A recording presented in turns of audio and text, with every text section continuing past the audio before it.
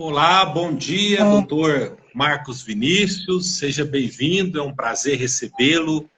Eu quero já, em nome da Escola Superior de Advocacia de Goiás, em nome do doutor Rafael Lara, agradecê-lo por ter aceito o convite para a gente debater e discorrer de um tema muito importante, muito relevante, que é os impactos da Covid-19 nos contratos imobiliários. Quero também cumprimentar aos alunos da Universidade de Rio Verde, aos advogados aqui de Goiás, os advogados goianos de Goiânia, da capital e do interior, os advogados também do Brasil, de Santa Catarina, né? E eu quero, mais uma vez aqui, deixar meus sinceros agradecimentos ao doutor Vinícius, dizer para ele fazer os seus cumprimentos, depois eu vou fazer também uma introdução aqui, falar do seu currículo e já dizer que é um prazer mais uma vez recebê-lo na ESA Goiás. Esperamos que em uma breve oportunidade nós possamos recebê-lo aqui ao vivo, vamos dizer assim, ao vivo e a cores, de forma presencial, para ouvir você presencialmente e ampliar ainda mais os nossos conhecimentos, né? Principalmente porque nós sabemos que nós temos listas do estado de Santa Catarina, do belo estado de Santa Catarina. Então, com a palavra, doutor Vinícius, para suas considerações iniciais. Doutor Rildo, bom dia. Você está me ouvindo bem, né? Tudo bem, graças a Deus, ótimo. Estamos ouvindo muito bem. Ótimo. Queria, então, de início, lhe cumprimentar. Um prazer estar aqui dividindo esse bate-papo, essa conversa com você. Queria agradecer muito ao convite da ESA de Goiás. Queria cumprimentar, em especial, toda a advocacia de Goiás. Goiás é um estado que eu guardo, sabe, Rildo, bons amigos que foram formados de maneira mais recente, seja pela ESA, como é o caso do meu querido Rafael Lara, nosso presidente da Liri. Queria também fazer uma menção especial a toda a advocacia imobiliária, a advocacia imobiliarista goiana. Eu sempre digo que o estado de Goiás está na vanguarda da advocacia de direito imobiliário nesse país, sempre inovando, sempre com excelentes serviços prestados para o mercado da construção civil. Então, queria mandar um grande abraço para toda a advocacia goiana. Também queria cumprimentar e outros amigos. Rildo, eu tenho muitos amigos aí. Nosso querido Diego Amaral, nossa querida Ana Dias, o Caio Mota, o Arthur Rios, enfim, são vários amigos que a advocacia imobiliarista me deu aí ao longo dos últimos tempos. E nos últimos tempos eu fui aí até Goiás 3 vezes, né? 2 vezes em Caldas e 1 vez em Goiânia, sempre a convite desses eventos que são organizados por vocês, que aliás a ESA de Goiás é uma ESA também de vanguarda e de referência no país. Então queria só fazer esse cumprimento inicial e dizer que é uma honra estar aqui batendo esse papo contigo para a advocacia de Goiás. Que bom, doutor Vinícius. Eu também, referendo as suas palavras ao doutor Caio Mota, ao doutor Diego Amaral, são conselheiros, que colegas nossos, né, do Conselho aqui da Ordem dos Advogados do Brasil, seccional de Goiás, e é muito importante também dizer que o doutor Marcos Vinícius é o diretor-geral da Escola Superior da Advocacia em Santa Catarina, além de doutor em Direito pela Universidade de Santa Catarina, Universidade Federal de Santa Catarina, mestre em Direito pela PUC do Rio Grande do Sul, e eu diria que é um dos grandes advogados, não só do estado de Santa Catarina, mas também do Brasil, especificamente nessa área de direito imobiliário. Bom, sem mais delongas, doutor Vinícius, o tema é empolgante e muito relevante, e eu queria pontuar alguns pontos, eu diria, para a gente começar a discutir, porque eu imagino que são milhões de contratos imobiliários nesse momento, são milhões que envolvem diretamente com as instituições financeiras. Quero fazer um cumprimento antes da gente continuar a nossa diretora aqui da ESA, doutora Luciana Lara, a doutora Tatiana, o doutor Rafael Brasil, com certeza o doutor também Rafael Lara está nos assistindo, os meus cumprimentos. E dizer o seguinte, é um momento crucial, e na semana passada a Caixa já prorrogou esses contratos, inclusive, por mais 30 dias, inicialmente era por 90 dias, e agora prorrogou por mais 30 dias, ou seja, vai ser aí pelo menos 120 dias de carência. Provavelmente esses mutuários vão efetuar esse cumprimento da obrigação assumida lá no final do contrato habitacional, seja de 10 anos, de 15 anos, dependendo da quantidade do contrato. Mas eu queria ressaltar 2 artigos do Código Civil, especificamente o artigo 478 do Código Civil brasileiro e o artigo 480. Esses 2 artigos são importantíssimos para a gente fazer um paralelo do que está na lei e do que nós estamos vivendo nesse período que, na minha opinião, é um período que era imprevisível e excepcional. Porém, também, eu sei que você já falou sobre esse assunto e tem muito conhecimento, que é exatamente a Lei 13.786/2018, que é a lei que disciplina a resolução do contrato imobiliário em relação à aquisição de imóveis em geral. E aí, essa lei é de 27 de dezembro, ou seja, praticamente no final do ano de 2018, e de alguma forma implica nesse momento que nós estamos vivendo, que é um momento de insegurança, eu diria insegurança economicamente falando, e por parte desses mutuários, por parte das pessoas que estão envolvidas em uma relação contratual negocial, e também eu entendo que é público e notório que a realidade hoje é uma realidade de empobrecimento por parte da população brasileira. Eu poderia até dizer é um empobrecimento global ou a nível mundial, porque com o cenário que nós estamos vivendo, eu acredito que é um cenário que a gente não tem como vislumbrar o que vai acontecer no futuro em relação à economia, principalmente em relação aos empregos, em relação ao cumprimento dos contratos e em relação à possibilidade da pessoa cumprir um contrato, que eu diria que é um contrato sucessivo. Então, com a palavra, doutor Vinícius, e a gente vai dialogando aqui a respeito deste tema que é, para mim, um dos temas mais relevantes que a gente abordou até o momento aqui na Escola Superior de Advocacia de Goiás, e eu acho que os advogados goianos, os advogados catarinenses e do Brasil, os nossos alunos da Universidade Rio Verde, quero agradecer aqui o diretor da Faculdade de Direito, doutor Arício, que estão também nos assistindo, que são muitos. Com a palavra, doutor Vinícius. Rildo, tu tocaste em 2 pontos muito importantes dessa situação toda que está acontecendo e os impactos dela na advocacia imobiliária. Primeiro, tu falaste muito bem da questão dos mutuários da Caixa Econômica e dos contratos de compra e venda que envolvem o sistema financeiro de habitação. Esse assunto, por si só, já daria um assunto para 5 ou 6 lives. Mas eu resumo isso elogiando a conduta econômica. Né? A conduta da Caixa Econômica tem que ser elogiada porque já logo no início da pandemia percebeu essa situação que ia acontecer e tomou a iniciativa de suspender pagamentos, de renegociar saldos, entendendo a função social do sistema financeiro de habitação. Então, esse é um ponto muito importante que tu tocasse. O segundo ponto muito importante que tu tocasse é que a Lei 13.786, a lei que foi apelidada, aliás, mal apelidada de Lei dos Distratos, que, como tu bem colocasse, entrou em vigor no final de 2018, ela está sendo colocada à prova agora. Por quê? Porque muitos dos contratos que foram assinados sob a égide da nova lei ainda não tinham sido desafiados por ações judiciais.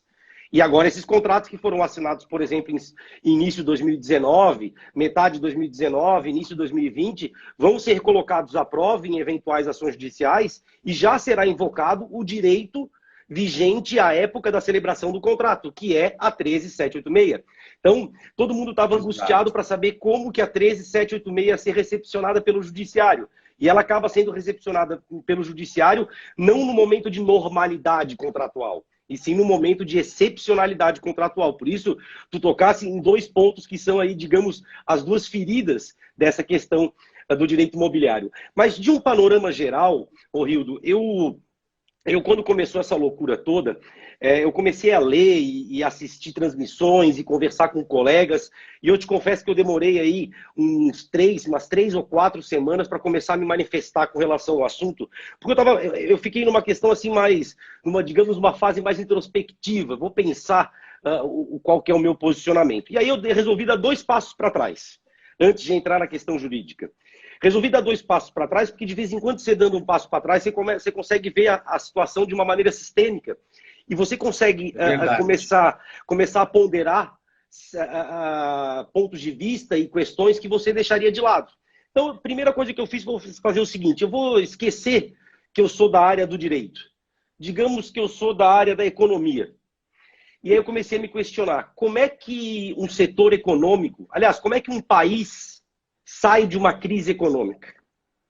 Mais especificamente no setor imobiliário, como é que o mercado da construção civil saiu da última crise econômica, que começou lá em 2013, 14 e mal tinha terminado em 2019? E aí eu comecei a pesquisar e eu cheguei à seguinte conclusão. Na maioria das vezes, os países ou setores econômicos dos países saem de crises econômicas celebrando novos negócios e mantendo os negócios que estavam vigentes à época da crise. Significa dizer, Rildo, que ninguém sai de uma crise desfazendo negócios. As pessoas saem de crises mantendo os negócios e celebrando os novos negócios. E aí, o que me assustou um pouco, logo quando começou a pandemia, eu comecei a ler esses artigos, porque não deu tempo de saírem artigos em revistas científicas, então a gente fica nesses sites, né, lendo esses artigos menores de 2, 3, 4, 5 páginas. E o que me assustou, Rildo, foi que a maioria desses artigos que eu lia no início eram artigos que no próprio título já se falava assim, ó, desfazimento do contrato, resolução por onerosidade excessiva, suspensão dos pagamentos por força maior. Até o título do artigo falava ao contrário do princípio da conservação dos contratos. Isso me chocou, porque, nossa, como que a gente vai sair de uma crise, né, se os operadores jurídicos só falam de desfazer negócios e não de manter negócios? Isso é uma coisa que o primeiro passo para trás que eu dei para tentar analisar de maneira sistêmica. O segundo passo para trás que eu dei, né, foi tentar interpretar como que as pessoas estão pensando. E aí pessoas no sentido global, como que as partes, né, que os clientes da advocacia estão pensando, como que os advogados e as advogadas estão pensando, e como que os juízes estão pensando no tocante à manutenção, conservação, revisão ou resolução desses contratos. E aí eu fui um pouquinho fora da casinha e comecei a tentar analisar a situação pela interessante ótica da análise econômica do direito. Lá na análise econômica do direito, entre outras várias coisas, que também não é a minha especialidade, mas eu dei os meus pitacos ali para estudar, e nós temos um sistema de tomada de decisão. As pessoas tomam decisões segundo uma vertente da análise econômica, que é a análise econômica comportamental. Elas tomam decisões com base em 2 sistemas. Isso quem fala é um autor chamado Daniel Kahneman. E esses 2 sistemas, no nosso cérebro, na nossa cabeça, o sistema 1 e o sistema 2. O sistema 1 é aquele sistema que toma decisões de maneira intuitiva, quase que por instinto. Sabe aquela coisa de inconsciente? Você é demandado por uma situação e automaticamente, quase que no piloto automático, de maneira associativa, muito rápida, você vai lá e decide, né? Esse é o sistema 1. Daniel Kahneman fala que 95% das decisões das pessoas são baseadas no sistema 1. E o outro sistema, o sistema 2. O sistema 2 é o chamado sistema de pensamento racional. É aquele que você é demandado por uma determinada situação e você pensa, exige um esforço, ele é demorado, ele é lógico, você tende a ficar indeciso, mas se você pensar e você avaliar todas as possibilidades, você decide de maneira racional. Então, Daniel Kahneman fala isso, que nós tomamos 95% das nossas decisões com base no sistema 1. O que eu tenho visto, Rildo? As pessoas tomarem decisões na pandemia com base no sistema 1. Porque olha só o ciclo vicioso, né? Um contratante tem um determinado contrato, ocorre a pandemia, ele começa a pensar, o que vai acontecer? Ele nunca foi, esse contratante, ele nunca passou por uma pandemia, mas ele já experimentou, eventualmente, as consequências iguais a uma pandemia no tocante à economia. Por exemplo, ele já ficou sem emprego, ficou sem dinheiro para honrar o contrato. Então não é bem a pandemia que ele pensa. O que ele pensa é a consequência financeira da pandemia. E aí ele associa a consequência financeira da pandemia com outros períodos em que ele já teve problemas financeiros. E aí qual que é o raciocínio lógico? Não vou conseguir honrar os meus contratos. Aí ele pensa dessa maneira. O que ele faz? Ele vai consultar um advogado ou uma advogada. E aí é complicado porque eu sempre gosto de chamar, isso também faço muito na ESA lá de Santa Catarina, chamar a advocacia para a responsabilidade dela. Que são nesses momentos que a gente tem que estar diante de profissionais que tenham coerência e bom senso e prudência, principalmente, na orientação. Por quê? Porque, como tu bem colocaste, eu tenho visto alguns advogados, eu falo alguns, e graças a Deus não é a maioria, que já colocaram como uma espécie de mantra, né? Artigo 393, força maior. Artigo 317, teoria da imprevisão.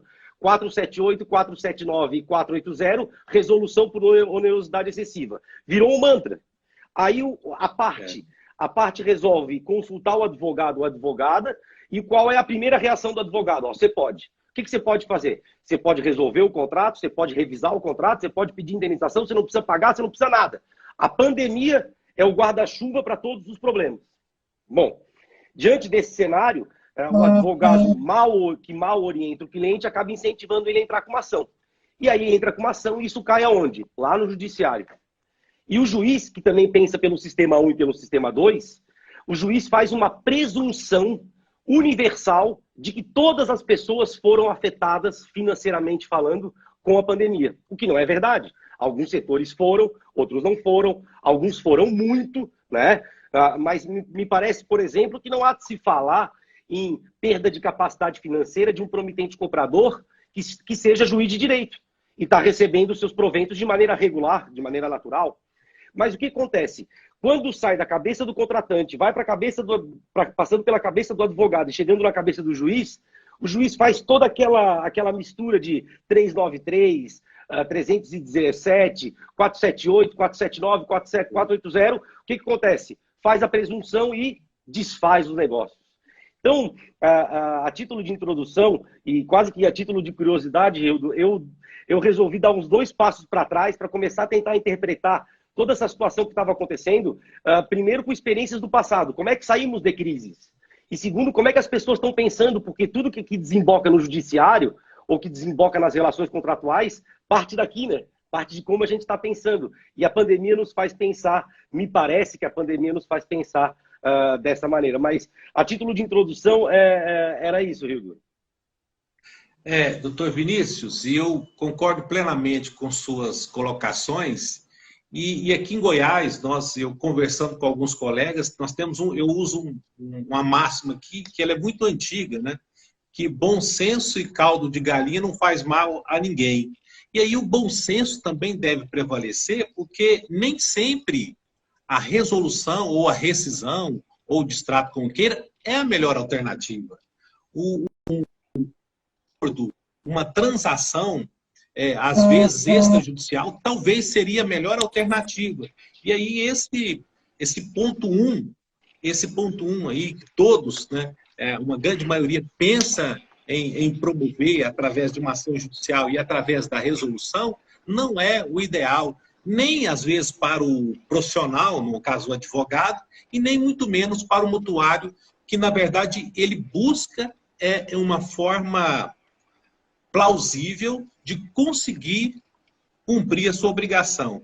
E a sua colocação é muito interessante porque essa imprevisibilidade não ocorreu somente agora, nesse período de pandemia. Ela ocorre em relação à perda do emprego, ao fato que era imprevisível e que, de alguma forma, gerou uma perda de renda, gerou uma perda financeira e consequentemente, gerou ou vai gerar o descumprimento de uma obrigação assumida durante um contrato sucessivo ou um contrato continuado. Então, essa sua explanação ela é fantástica, muito importante, e eu acho que isso é importante também para o profissional do direito, o advogado, para ele entender que, às vezes, esse passo para trás é para ele conseguir uma grande vitória profissional e uma grande vitória em favor do seu cliente. Perfeito, Rildo. E pensando justamente nessa linha de como que o advogado vai se portar e como que ele vai conseguir, diante de uma situação concreta, prestar o melhor serviço para o seu cliente, em especial não esquecendo do nosso papel, né, do nosso papel como operadores do direito, eu imagino na minha cabeça assim, quase que uma pirâmide invertida, sabe? Começa com uma base maior e termina com uma base menor, né? E essa pirâmide invertida, ela é por ordem de importância para mim. Então, lá no início da pirâmide, na minha cabeça, está a palavra negociação. O advogado, como tu bem colocaste, tem que estimular a negociação. Nós temos visto, eu tenho visto no Brasil inteiro, em especial na relação de locadores com locatários, nunca se viu tanta negociação. Eu acho, inclusive, que a gente, como advogado e advogadas, nós temos que dar os parabéns por essas partes, que os índices de renegociação dos contratos, shopping center procurando o locatário, né, concedendo desconto, tudo isso dentro da expressão negociação. Para mim, nessa pirâmide invertida, ela está lá no topo. É a coisa mais importante que existe. Senta, negocia, entende a realidade da situação concreta. Esses tempos um cliente me perguntou, mas eu tenho 10 lojistas diferentes, eu tenho que negociar com os 10 da mesma maneira? Não. Você não tem aqui, inclusive, não tem o dever de paridade com relação ao Código de Defesa do Consumidor, que não se aplica o CDC na relação locatícia, se tem um determinado. Você imagina, você tem um determinado locatário que é uma agência de turismo. Essa fechou, essa quebrou, né? Eu tive uma situação de uma agência de turismo que 95% do faturamento dela era baseado em pacotes para Disney. Você imagina? Ela cancelou todos e não se tem ainda por cima uma previsão de quando que isso vai voltar. Agora, você imagina que do lado da agência de turismo, tem uma empresa especializada na produção e venda de produtos para embalagem, para entregar comida delivery. Essa empresa, ela teve o faturamento dela triplicado, porque nunca as pessoas pediram tantos alimentos em casa, então ela nunca produziu. Então, você pode tratar de maneira diferente os locatários? Pode tratar, né? Então, lá no topo da pirâmide, negociação. Depois, embaixo, manutenção dos contratos. A regra geral do sistema brasileiro, do sistema civil brasileiro, é a manutenção dos contratos. Não deu para negociar, não deu para manter o contrato como está. Terceiro da nossa pirâmide, revisão do contrato. Mantém, mas modifica determinadas cláusulas. Não deu para fazer a revisão, não chegou, não é possível restabelecer o equilíbrio. Aí a gente passa lá para o penúltimo degrau dessa pirâmide invertida. Resolução. Só quando não dá para negociar, não dá para manter, não dá para reequilibrar, é que você vai chegar na resolução do contrato. E por último de todos, né, que eu vi alguns locatários, inclusive, falando, eu quero desfazer o meu contrato e eu ainda quero uma indenização do locador porque eu não pude abrir a minha loja durante a pandemia em razão do decreto estadual que fechou o comércio. Ora, mas o locador não tem culpa do decreto estadual. Como é que o locador vai gerar uma indenização, vai ter que pagar uma indenização a favor do locatário? Isso não faz sentido, né? Então, como eu te coloquei, na minha cabeça, isso depois de algum pensamento, começou a ficar um pouco mais claro, né? Negociação, manutenção, revisão, resolução e lá embaixo, por último de tudo, há de se falar em indenização, né? E a gente não pode esquecer, Rildo, que é muito importante, como eu disse antes, que lá nesse topo da pirâmide, a renegociação, né? Ou negociação. Nós estamos diante aí de uma situação que está colocando à prova o artigo 422 do Código Civil, que é aquele artigo que fala do dever de probidade e boa-fé nas relações contratuais. Né? Aquele artigo que a gente estuda na faculdade, né? Quase sempre com os mesmos exemplos, a doutrina quase sempre traz os mesmos exemplos, e quando a gente vai alegar esse artigo, geralmente a gente está alegando de situação genérica, né? Não, porque a parte não se comportou conforme a boa-fé contratual que é esperada. E aí a gente acaba, como é uma cláusula genérica, como é uma cláusula geral, é uma cláusula aberta do Código Civil, a gente acaba enquadrando condutas mais abertas ali. Mas me parece que a gente nunca teve diante de uma situação tão concreta da boa-fé contratual, né? Porque é nesse momento de crise que a gente vai ver quem é que vai se comportar de maneira correta. E aí, já trago a primeira polêmica. Eu vou falar coisa polêmica aqui, tem muita gente que vai discordar, alguns vão discordar de mim, mas tem a primeira polêmica. Alguns autores já estão defendendo o seguinte, que com base no artigo 422, o dever de boa-fé contratual, surge um dever de renegociar. Ou seja, não seria uma faculdade dos contratantes, com base no 422, em razão da pandemia, negociar. Seria uma obrigação dos contratantes, ao menos tentar. De modo que, se a demanda é ajuizada e a parte autora não comprova que antes tentou negociar com a parte ré, o juiz poderia, né, suspender, como alguns juízes fizeram, suspende o curso da demanda e chama as partes para negociar. Então, é forte isso, porque não está no código, né? Mas alguns autores já defendem, eu te confesso que eu não tenho uma posição firmada, eu ainda estou flertando com a matéria, mas é um ponto de vista interessante. Nessa lógica de que os contratos devem ser mantidos, renegociar passa a ser um dever contratual, e não apenas uma diretriz genérica com base no artigo 422. Mas eu, doutor Vinícius, eu coaduno com essas suas assertivas e vejo até um fundamento, porque se você analisar baseado nos princípios fundamentais do direito contratual, a boa-fé é um dos princípios fundamentais do direito contratual. E quando você fala em lealdade, em probidade, em ser verdadeiro nessa relação contratual, você tem que ser, no caso, com os contratantes, devem ser, tanto no início do contrato, quanto no cumprimento do contrato e até na finalização do contrato. Então, até porque a gente vai ter que analisar esse contrato, porque existem cláusulas que podem ser discutidas durante o cumprimento do contrato. Uma cláusula, por exemplo, que pode gerar uma certa abusividade, uma mudança por exemplo, na questão econômica de ambas as partes. Então, eu vejo fundamento, sim, nessas suas colocações em relação a essa questão que é de fundamental importância para ambos, uma nova negociação, em razão de que essa negociação, na época, era boa para ambas as partes, mas hoje não é, porque aconteceu fatos excepcionais. E a gente vê que aqui em Goiás, por exemplo, existem já algumas decisões judiciais que reduz o valor do contrato, porque tanto locador e locatário não chegaram a um acordo em relação à redução desse valor, e existem casos que o juiz não reduziu, mas prorrogou por mais 90 dias o contrato sem juros, sem correção, para ele cumprir esse pagamento do aluguel no final do contrato. Ou seja, de alguma forma, quando ambas as partes não chegam a um acordo, a tutela jurisdicional está aí para atender e atender, às vezes, uma das partes, e com certeza vai ficar mais caro. Eu tenho falado muito isso com meus colegas advogados, o doutor Rafael Lara também menciona isso, que o futuro da advocacia já chegou.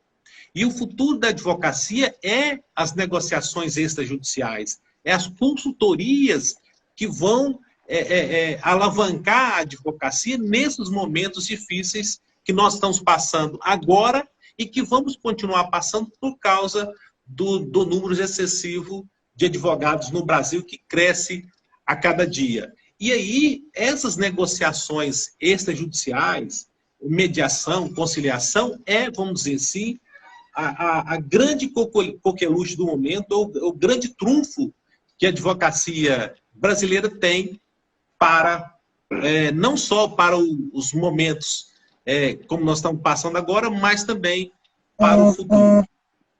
Não, e você colocou um ponto muito importante, Rildo, dessa necessidade de negociar, e aí a mediação, a arbitragem são todos institutos que entram em voga na advocacia. E aí, veja, naquela linha que eu falei lá no início, como é que as pessoas estão pensando, né? Você falou uma coisa muito importante.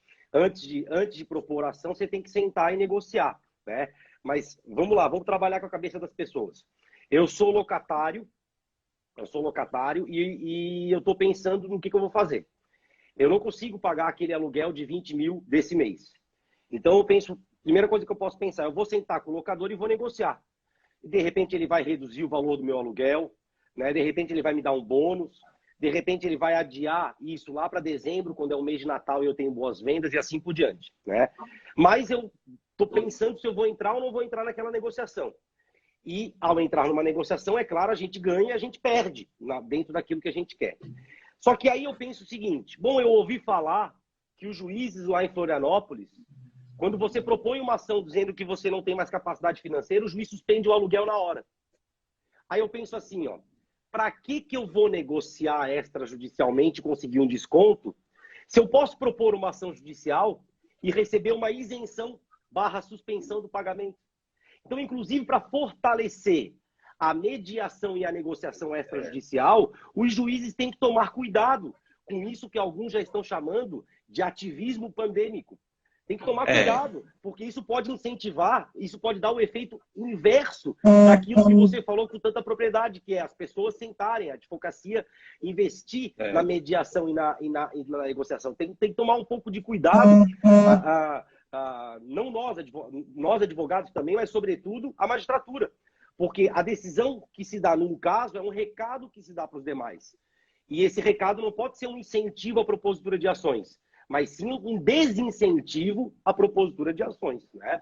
E veja um outro detalhe interessante também, né? Dentro dessa lógica da conservação dos contratos.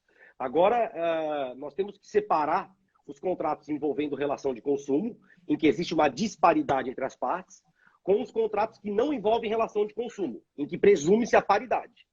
Nos contratos em que nós temos relação de consumo, essa necessidade de restabelecer o equilíbrio e eventualmente modificar cláusulas contratuais, ela está muito bem posta lá no inciso 5 do artigo 6º do Código de Defesa do Consumidor. Mas não é essa relação que eu quero falar agora. Eu quero falar da outra relação, daquela que é regulamentada pelo Código Civil ou eventualmente por legislação esparsa, como é o caso, por exemplo, de uma locação, né? Uma locação, nós temos a paridade entre locador e locatário. Ou um outro exemplo na construção civil, o contrato entre uma incorporadora e uma empreiteira.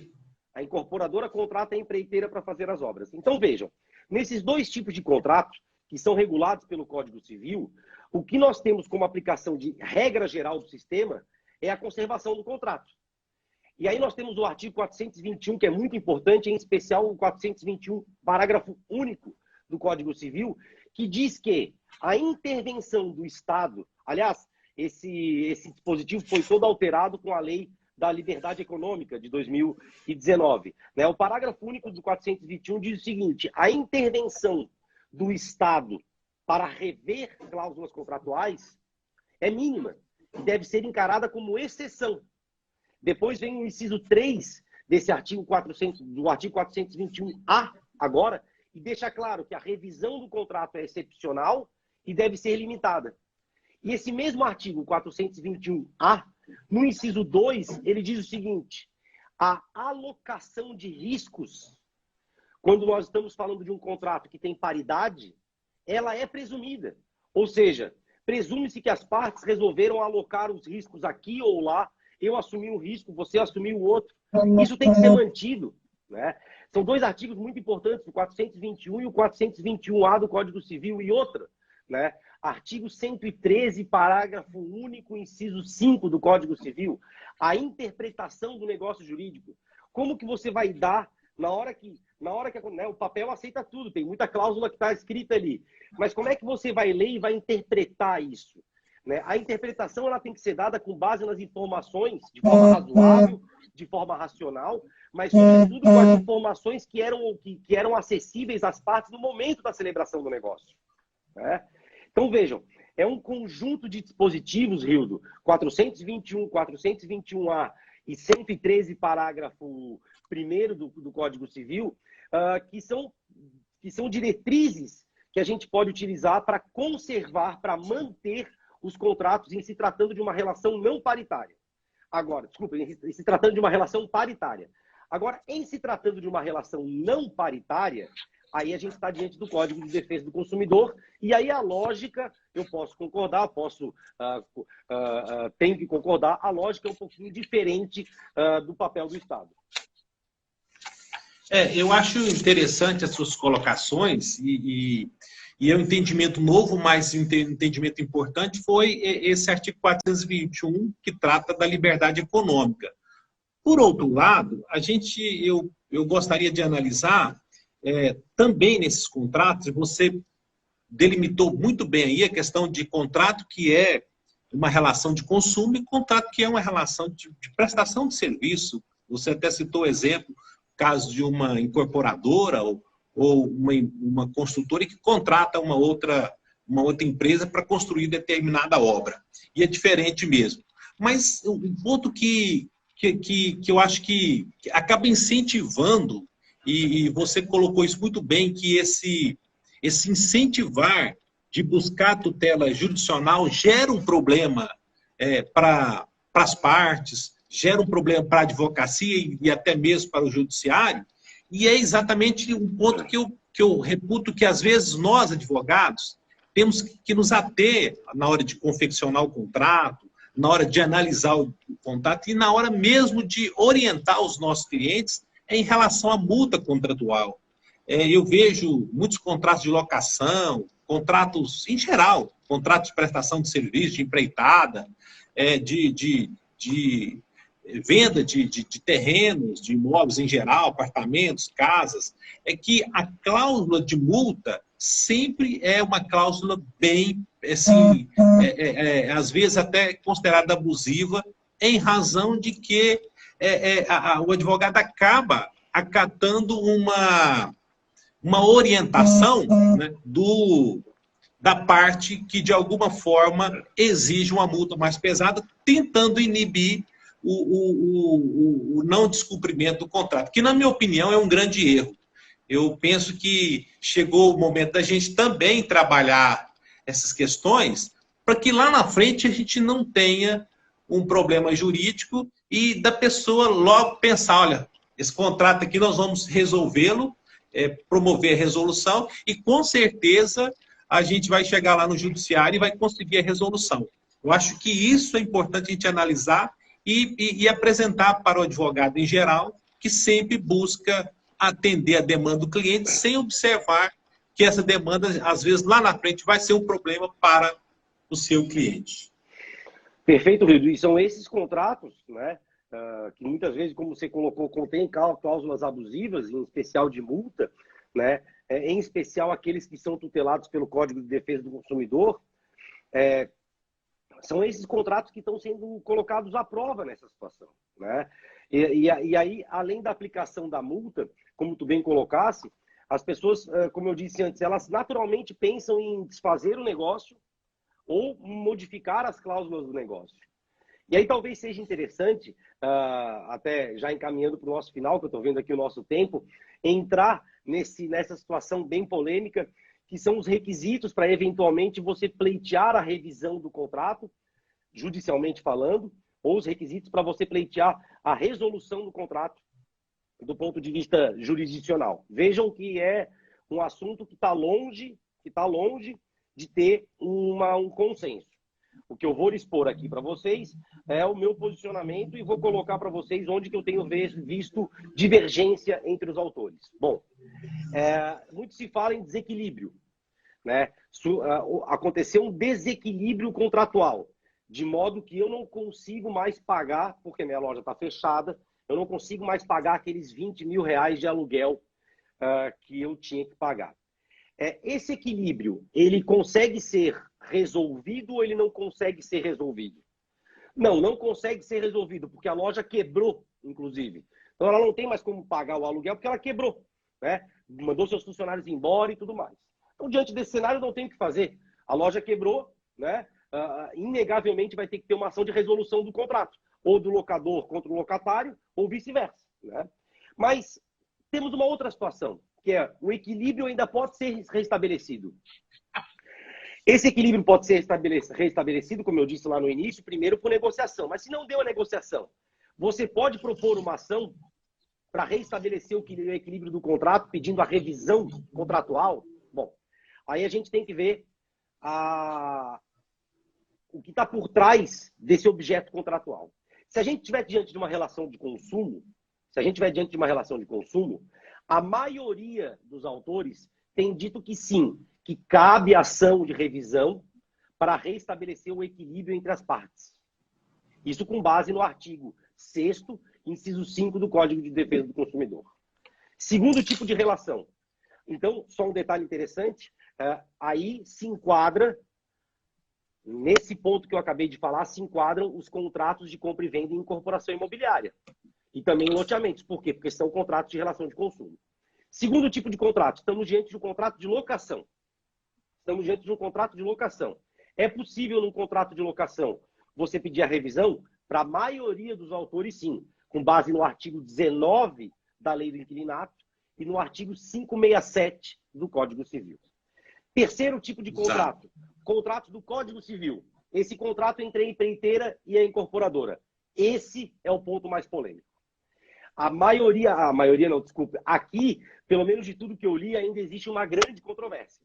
Alguns autores têm escrito que sim, que com base no 317 e no 479, é possível pleitear a revisão dos contratos, né, em se tratando de contratos genéricos, que são abarcados pelo Código Civil, e outros autores entendem que não, que esse desequilíbrio que se deu na relação contratual, oriundo da ruína financeira de uma das partes, esse desequilíbrio não seria motivo para a revisão de contrato.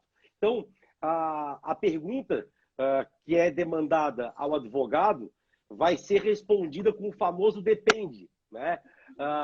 Posso fazer a revisão do contrato? Depende. Que tipo de contrato que é? É um contrato da lei do inquilinato? É um contrato de locação ou é um contrato em geral? E, em especial, sendo um contrato em geral, abarcado pelo Código Civil, muito cuidado, porque ainda existem muitas interpretações que são divergentes.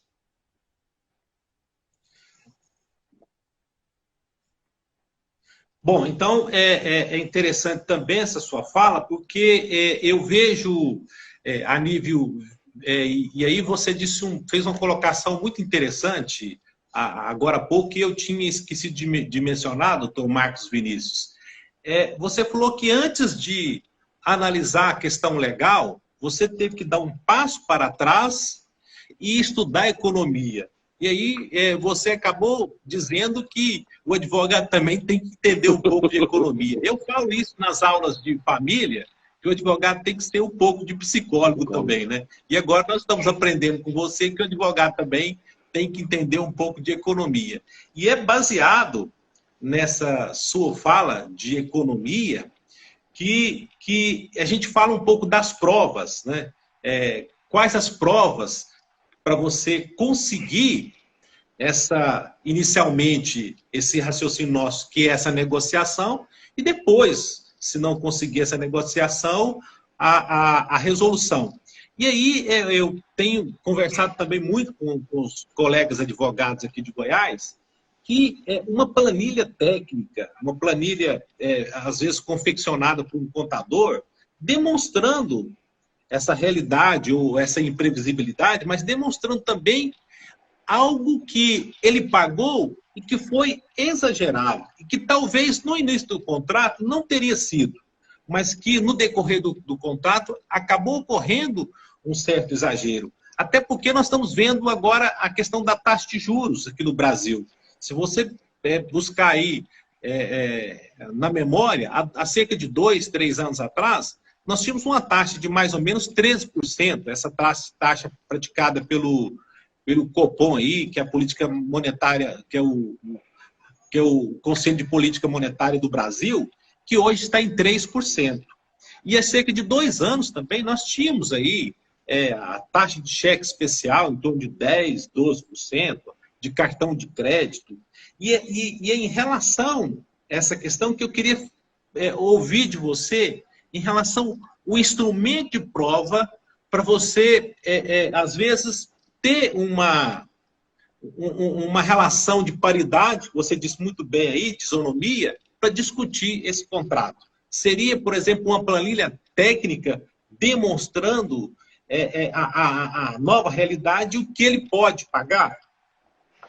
Perfeito, perfeito, Rildo. Veja, talvez esse tenha sido esteja sendo um grande objeto de controvérsia nas ações que já foram propostas. Por quê? Primeiro, vamos partir da premissa que a gente está diante de uma situação concreta em que cabe a revisão. Que já deixamos claro antes que a revisão não vai caber em toda e qualquer situação. Bom, o que o sujeito tem que comprovar? O que o autor tem que comprovar? O desequilíbrio. Porque o quanto que é a discussão, né? Às vezes cabe a revisão, mas é aí que o quanto para chegar nessa discussão, porque, desculpa até te interromper, mas assim, às vezes quando a gente vai fazer um acordo, às vezes o cliente fala assim, olha, mas só eu que tenho que perder, ele também tem que perder um pouco, né? E na verdade, quando a gente fala de transação, de acordo, nenhuma das partes perde, né? No meu entendimento, todas ganham. Não, e exatamente nesse sentido. Você tem que, em se tratando de um caso que vai caber à revisão, você tem que pensar, o que eu tenho que provar? Eu tenho que provar o desequilíbrio. O desequilíbrio que eu tenho em razão daquela eventual prestação que eu assumi. E esse desequilíbrio, ele decorre do empobrecimento da minha situação financeira. E aí a gente entra numa outra questão divergente, que é o empobrecimento de um dos contratantes. É ou não é motivo para revisão contratual? Né? É motivo para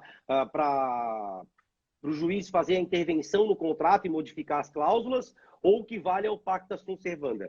Essa é a situação. Bom, em partindo da premissa que esse desequilíbrio financeiro, ocasionado pela ruína da parte, gera o direito à revisão, você vai ter que provar como que a pandemia impactou no seu negócio. Né? E aí o que eu tenho visto na prática, Rio, tu muito bem colocou, é que as pessoas descuidam dessa prova. Né? Por quê? Exato. Porque muitas vezes os juízes, como eu disse lá atrás, de maneira equivocada, fazem uma presunção de que todo mundo sofreu efeitos negativos com base em razão da pandemia. Então, a prova que você tem que fazer é que o seu fluxo financeiro de entrada, em razão da venda de produtos, era tanto até a primeira quinzena de março e começou a cair de forma vertiginosa até chegar a quase zero. Eu tive uma situação concreta de uma agência de turismo que chegou a zero de faturamento. Chegou a zero. Então, como é que você faz prova disso? Você pode apresentar o seu fluxo financeiro, nada impede, numa situação dessa natureza, de você apresentar extratos das suas contas em que mostra a movimentação de entrada diária e, a partir da primeira quinzena, da segunda quinzena de março, param as entradas diárias. Nada impede de você apresentar um balancete informando, né, como é que é a situação daquele seu mês. Nada impede de você apresentar declaração de fornecedores seus ou de clientes. Olha, eu sou cliente dessa empresa e acabei tendo que cancelar todos os 10 contratos que eu tinha com ele. Ou seja, você tem que fazer a prova, não do óbvio, que a pandemia afetou todo mundo, mas você tem que fazer a prova específica da sua situação concreta. Por quê? Porque aí você vai conseguir comprovar que está em ruína financeira, a sua ruína financeira gerou um desequilíbrio na sua prestação no contrato, por exemplo, de locação, e com base nisso, estaria autorizada uma intervenção judicial para fazer a modificação do contrato. Mas veja, como você colocou, é indispensável a produção de provas. Porque se a gente não produz prova, né, o juiz vai olhar e vai presumir. E essas presunções é que são perigosas. Esse tipo de presunção que o juiz olha o caso concreto, sem prova nenhuma, de que realmente foi a ruína aquele contratante e ainda assim concede uma medida de suspensão de aluguel, essa medida do juiz é aquela que a gente falou antes, que desincentiva as partes a negociar. Ela faz um desserviço. Essa decisão do juiz, que manda suspender aluguel, por exemplo, com base em zero de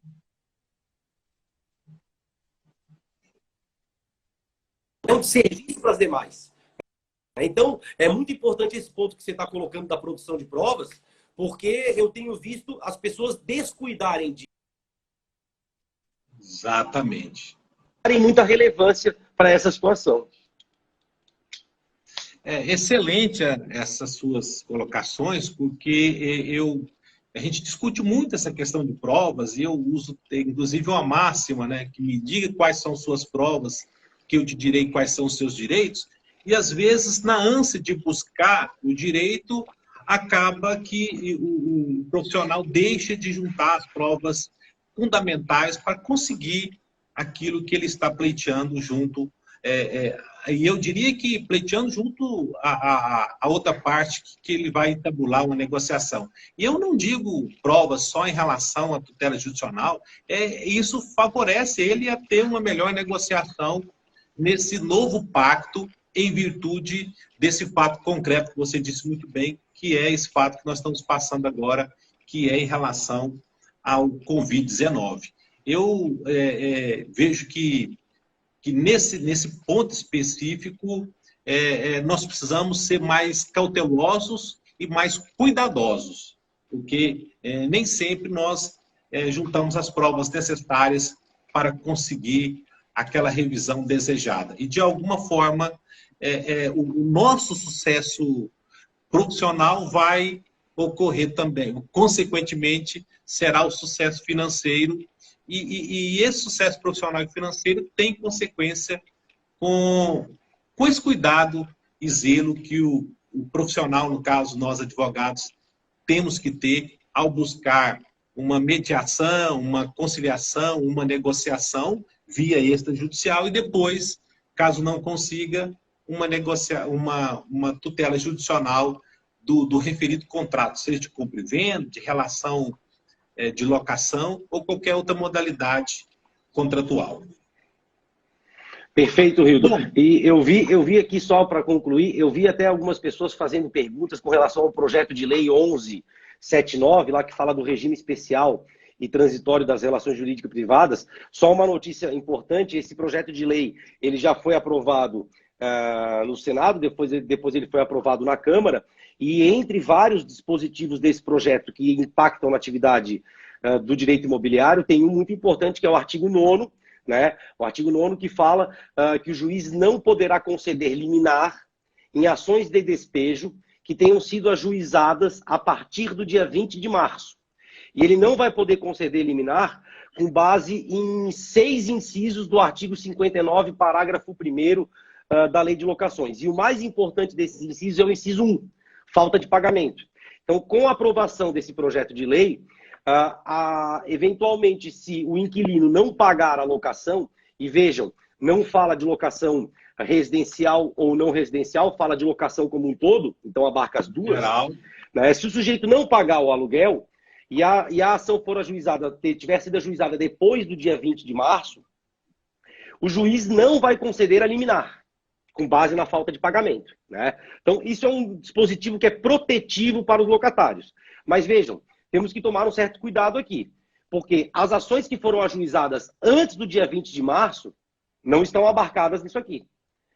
Pedidos de liminar que se deem com base em outros incisos, que não a falta de pagamento, por exemplo, também não estão protegidos por isso aqui.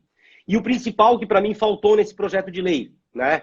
Imagine você que foi proposta a ação dia 25 de março. Portanto, após o dia 20 de março, que é o que fala o parágrafo único do artigo 9º. Mas você propôs a ação dia 25 de março porque o inquilino está com débitos de janeiro e fevereiro. Ou seja, o débito é anterior à pandemia. O débito é anterior à pandemia. Então, eu até já conversei com juristas que fizeram esse projeto, que tem que tomar cuidado, porque pode acontecer da ação ter sido proposta depois do dia 20 de março, mas ser relativa a débitos anteriores à pandemia. E aí a gente vai tratar todo mundo de maneira igual. Tem que tomar um pouco de cuidado, mas para quem advoga na advocacia imobiliária, é muito importante estar acompanhando esse projeto de lei 1179.